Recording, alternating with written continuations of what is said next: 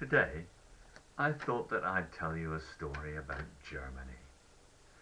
The fall of the wall that had divided Germany, that had separated families and friends, and helped to keep communism in power, is one of the best known events in the world. But there was a time when the fall of communism and of the wall that divided Germany seemed nothing more than an impossible dream. This story is a snapshot from that time. When I was a young man, I was involved in one of Plymouth's largest Methodist churches and was a leader of the youth group. It had seemed to me for many years that it was a great shame that the Christian youth groups of the city didn't have stronger links or a better mutual understanding of each other. And so I set about correcting this situation.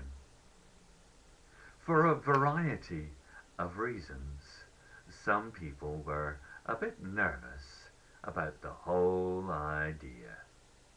But I proceeded, and for the most part, I was welcomed by the other churches, as were my fellow Methodists at the time. One of the groups that we established links with was the Anglicans. I was invited to visit them on one Sunday for a young adults meeting that took place after a Sunday evening service.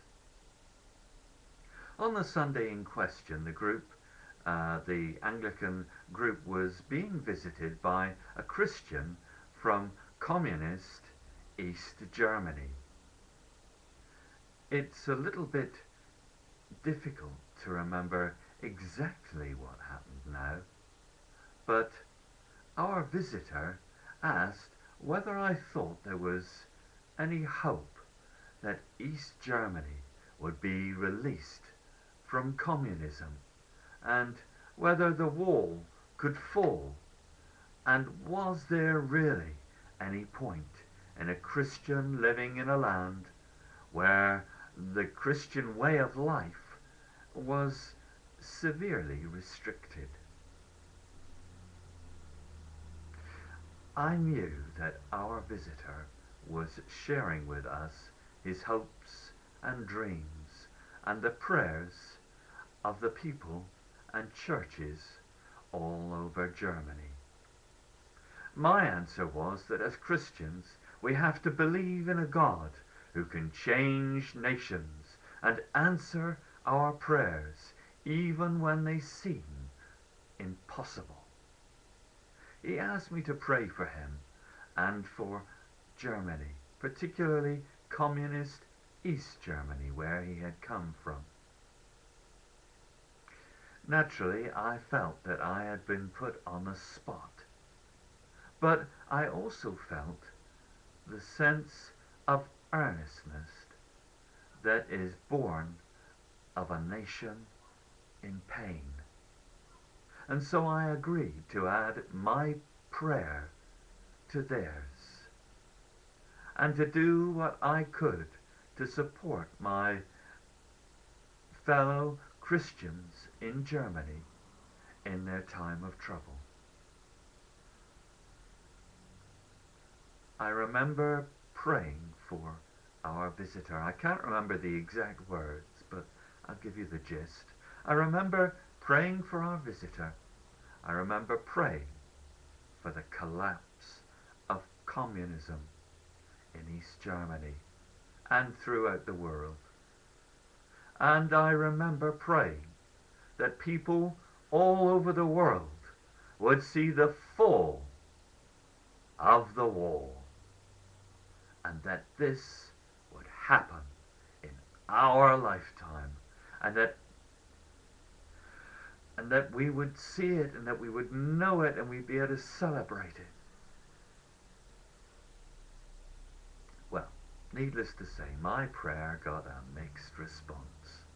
And one person even went as far as telling me that they were embarrassed by it, although they didn't tell me during the meeting. They had the sensitivity to wait until afterwards. Some who heard about it told me that I should have been more realistic and pastorally sensitive. I briefly wondered if they were right. Our visitor eventually went home, and for a while people forgot about that Sunday meeting and the unrealistic prayer. But a few years later, the impossible dream of the German people happened, and the divided nation was once more reunited, and the images of the wall's collapse and destruction were shown all over the world. Now, some people watching this video will say that this was just one of those funny coincidences. But I have to tell you right now that I don't believe in coincidence. I do believe that God answered the prayers of the German Christians and of their brothers and sisters around the world who were supporting them in prayer. Around that time, I got a message from people who had thought that my prayer was a mistake, saying that they had seen the fall of the wall and that their confidence in answered prayer had been strengthened as a result. It's like the Bible says, even if you have faith that is as small as the grain of a mustard seed in size, you can move mountains when you trust in God.